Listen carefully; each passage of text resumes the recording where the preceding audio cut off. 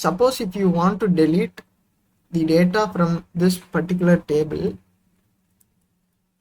let's say I want to delete this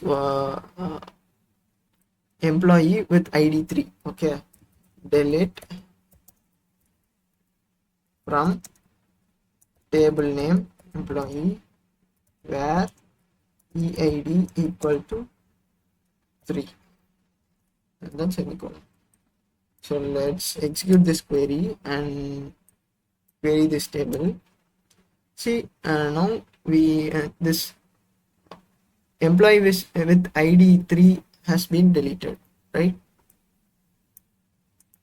Okay. Now suppose if you want to delete all the records in this table, then you can use truncate from employee, truncate table employee. Okay,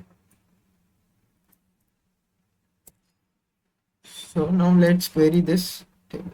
Okay, so if you see here, all the records were deleted and then we have drop. Suppose if you want to delete this entire table, then you can use employee, delete drop table employee. Okay.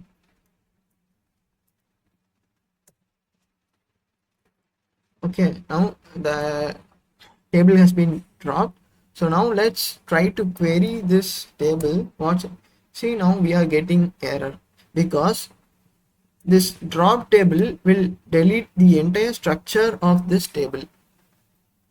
These two will delete only the records and this will delete the structure of the table. That's the main difference between drop, truncate and delete.